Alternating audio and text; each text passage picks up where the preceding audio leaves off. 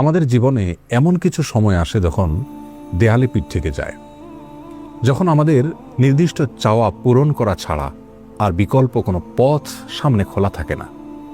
এ ধরনের পরিস্থিতিতে আল্লাহ রাব্বুল আলামিনের কাছে আমাদের মনের একান্ত কামনা বাসনাগুলোকে পূরণ করবার জন্য একটি বিশেষ পথ বাতলেছেন আমাদেরকে প্রিয় নবী সাল্লাল্লাহু আলাইহি ওয়াসাল্লাম, আর সেটি হলো ইসমে আযম। ইসমে আযম মানে হলো মহান নাম। আল্লাহ রাব্বুল আলামিনের এই ইসমে আযম তথা মহান নামের মাধ্যমে কোনো কিছু চাওয়া হলে তিনি সেটা পূরণ করেন।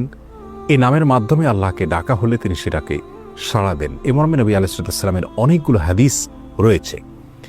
অনেক উলামা একরাম ইসমে আযম সম্পর্কে বলেছেন যে এটি হলো আল্লাহ রাব্বুল আলামিনের যে মূল নাম আল্লাহ, সেটি তার অনেকগুলো গুণবাচক নাম আছে। তমধ্যে থেকে আল্লাহ রাব্বুল আলামিনের যে মূল নাম আল্লাহ, এই আল্লাহ এই নামের মাধ্যমে আল্লাহ রাব্বুল আলামিনকে ডেকে যদি বান্দা কোনো কিছু চান কায় মনোবাক্যে অন্তরের গভীর থেকে, তাহলে সে দোয়া আল্লাহ রাব্বুল আলামিন অবশ্যই কবুল করেন।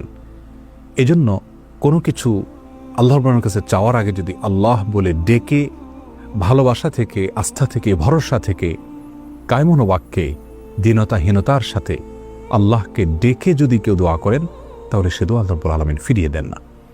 ইসমে আযম সম্পর্কে আরও নির্দিষ্ট করে আমরা নবী আলাইহিস সালামের যে হাদিসটি দেখতে পাই, সেটি তিরমিজিতে বর্ণিত হয়েছে, আরও বিভিন্ন হাদিসের কিতাবে বর্ণিত হয়েছে। সে হাদিস সম্পর্কে বিশ্ববিখ্যাত হাদিসবিদ হাফেজ ইবনে হাজার আল আসকালানী রাহিমাহুল্লাহ ফাতহুল বারীতে লিখেছেন যে ইসমে আযম সম্পর্কে সবচেয়ে বিশুদ্ধতম হাদিস ছিল এটি।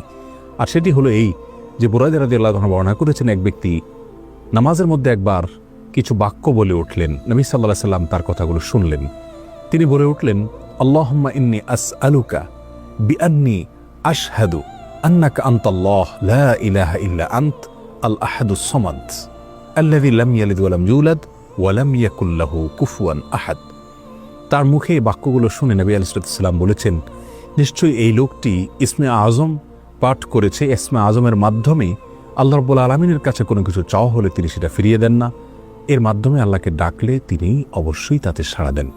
এই হাদিসের ভিত্তিতে অনেক মুহাদ্দিসিন ইকরাম বলেছেন এটি হলো সেই দোয়া যেটাকে ইসমে আযম বলা হয়, যার মাধ্যমে এটি পাঠ করার পর আল্লাহর কাছে কোনো কিছু পেশ করলে সেটাকে অবশ্যই আল্লাহ তাআলা পূরণ করেন। মনের যে কোনো ভালো আশা আল্লাহ তাআলা পূরণ করে থাকেন। দোয়াটি আবারও বলছি, আল্লাহুম্মা ইন্নী আসআলুকা বিআন্নী আশহাদু আন্নাকা আনতাল্লাহ লা ইলাহা ইল্লা আনত আল আহাদুস সামাদ আল্লাযী লাম ইয়ালিদ ওয়া লাম ইউলাদ ওয়া লাম ইয়াকুল লাহু কুফুয়ান আহাদ। যার অর্থ হলো, হে আল্লাহ, আমি আপনার কাছে প্রার্থনা করছি এই মর্মে যে, এই জন্য যে, এই ভিত্তিতে যে আমি সাক্ষ্য দেই আপনি আল্লাহ, আপনি ছাড়া সত্যিকারের কোনো মাবুদ নেই, আপনি কারো মুখাপেক্ষী নন, আপনি একক, এবং আপনি কাউকে জন্ম দেননি, আপনাকেও কেউ জন্ম দেয়নি, এবং আপনার সমকক্ষ আর কেউ হতে পারে না।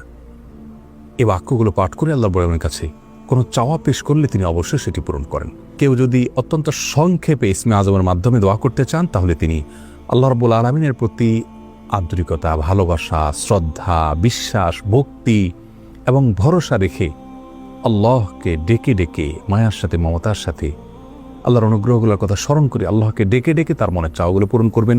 এটা হবে ইসমে আযমের সবচেয়ে ছোট ভার্সন। আর যদি কারোর হাতে সময় থাকে তাহলে তিনি ইসমে আযমের যে দোয়াটি আমরা কথা বলেছি, আল্লাহুম্মা ইন্নী আসআলুকা বিআন্নী আশহাদু আন্নাকা আনতাল্লাহ লা ইলাহা ইল্লা আনত আল আহাদুস সামাদ আল্লাযী লাম ইয়ালিদ ওয়া লাম ইউলাদ ওয়া লাম ইয়াকুল লাহু কুফুয়ান আহাদ। এই দোয়াটা তিনি পাঠ করবেন, করে আল্লাহর কাছে তার চাওয়া পেশ করবেন। জীবনের কঠিন মুহূর্তগুলোতে বিশেষ করে এই ইসমে আযম পাঠ করে আল্লাহ রাব্বুল কাছে দোয়া করব, সেটা অবশ্যই আল্লাহ তাআলা কবুল করবেন যদি দোয়ার মৌলিক শর্তগুলো আমরা পূরণ করে থাকি। হালাল বক্ষণ করা, কায় মনোবাক্যে দোয়া করা এবং দোয়ার ক্ষেত্রে আন্তরিকতা এবং ঐকান্তিকতা থাকা, এই বিষয়গুলোকে যদি খেয়াল করে আমরা দোয়া করি, ইনশাআল্লাহ বিইذনিল্লাহ আল্লাহ তাআলা আমাদের সে দোয়া পূরণ করবেন। কোনো কারণে সে দোয়া যদি পূরণ হতে আমরা না দেখি, তাহলে সন্দেহাতীতভাবে আমাদের বিশ্বাস রাখতে হবে এটা পূরণ এই মুহূর্তে না হওয়ার মাঝে আমাদের জন্য কল্যাণ নিহিত আছে। আল্লাহ তাআলা এর বিনিময়ে আমাদেরকে আখিরাতে দিবেন। এছাড়াও দোয়া ইউনূসের মাধ্যমে লা ইলাহা ইল্লা আনতা সুবহানাকা ইন্নী কুনতু মিনাজ জালিমিন, এটা পাঠ করেও যদি কেউ দোয়া করেন, তার মাধ্যমে আল্লাহ রাব্বুল দোয়া কবুল করেন। এই মর্মে হাদিস বর্ণিত হয়েছে। আল্লাহ তাআলা আমাদের সবাইকে ইসমে আযমের মাধ্যমে আল্লাহর কাছে জীবনের কঠিন মুহূর্তগুলোতে দোয়া পেশ করার তৌফিক দান করুন।